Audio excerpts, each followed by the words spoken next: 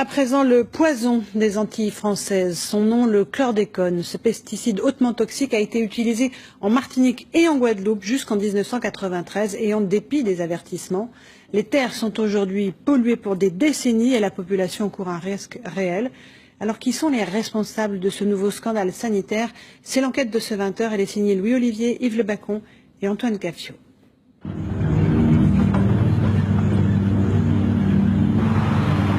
Là, je suis peut-être déjà empoisonné, je ne sais pas. Ce monsieur qui a établi ce rapport, il a reçu des menaces de mort. Cette molécule, initialement présumée innocente, est devenue largement présumée coupable. Son pas est lent. Monsieur Bulin souffre. Un cancer de la prostate, de graves insuffisances respiratoires, une gastrite, une infection de la gorge. Ces pathologies ressemblent à ces médicaments. Elles sont innombrables. On m'a saccagé.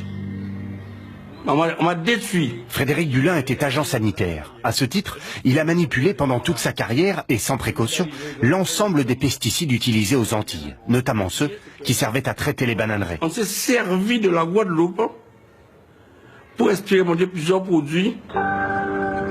1980, les bananes antillaises sont en danger. Un minuscule coléoptère grignote les plantations. C'est le charançon et c'est le traitement qu'il a fallu inventer pour tuer ces bestioles. À l'époque, Alex Elisor est exploitant agricole. La consigne des autorités sanitaires est claire, le chlordécone est le produit miracle pour éliminer le charançon. On a eu une dérogation du ministère. Donc si le ministère de l'Agriculture française donne une dérogation sur un produit, comment voulez-vous que nous, pauvres agriculteurs, on puisse contester ça? Donc voilà, on l'a utilisé jusqu'à ce qu'on nous dise que moi simplement d'arrêter. Mais il était trop tard. Le chlordécone avait déjà contaminé une large partie des Antilles. Les sols sont pollués, les cours d'eau sont pollués, plus grave encore, ils le sont pour longtemps.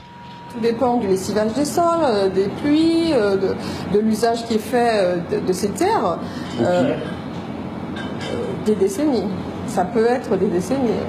Des décennies et aucune solution pour dépolluer les Antilles pour l'instant. En Guadeloupe, 80 000 personnes habiteraient dans des zones contaminées. Nous sommes ici au sud de l'île, dans l'une des zones les plus polluées de Guadeloupe. Sous mes pieds, les études sont formelles, le chlordécone est partout. Et pourtant, à quelques dizaines de mètres seulement de ces bananeraies, une réserve d'eau potable qui puise sa source dans ces sols et qui approvisionne l'ensemble des villages alentours. Des travaux sont en cours pour purifier l'eau avec du charbon actif. Il n'empêche, de cours d'eau, en rivière, l'océan lui-même a fini par être pollué. 17 ans après la fin de l'utilisation du chlordécone aux Antilles. Dans ce village, par exemple, il est interdit de pêcher certaines variétés de poissons à moins de 500 mètres des côtes. À 15 ans, Daniel Burnet travaillait dans les bananeraies avec son père. Le chlordécone, il le manipulait à main nue. Donc on mettait le t-shirt sur le nez, comme ça. Voilà. Son père est mort, il souffrait aussi d'un cancer de la prostate. Les doutes ne sont plus permis. Depuis cette année, une étude médicale au-dessus de tout soupçon a établi un lien formel entre cancer de la prostate et chlordécone. Elle a été menée par ce professeur du CHU de Pointe-à-Pitre. Donc cette étude est la première à montrer l'impact sanitaire du chlordécone, qui jusque-là n'était qu'une étude de sol, une étude d'alimentation, mais pour laquelle on n'avait pas encore d'un lien avec une maladie. Qui savait? Qui aux Antilles a pris le risque de faire venir ce produit alors que les États-Unis l'avaient jugé trop dangereux et interdit dès 1976 à la suite d'une contamination de masse dans cette usine, en Virginie. Selon l'avocat Harry Durimel, les grands cultivateurs de bananes ne pouvaient pas l'ignorer. Ni les autorités sanitaires, ni l'État français. La banane, ça rapportait à une certaine caste et il fallait faire ce qu'il fallait pour que cette caste prospère. Il a donc porté plainte contre l'État et a bien failli abandonner. 4 ans de pression, de menaces, de procédures pour qu'enfin sa plainte soit jugée recevable. L'enquête judiciaire peut désormais commencer. Le vrai combat, ça serait d'obtenir, comme pour le sang contaminé, pour l'amiante, qui est une loi d'indemnisation, pour que des agriculteurs pris individuellement qui sont ruinés n'aient pas à faire chacun un procès.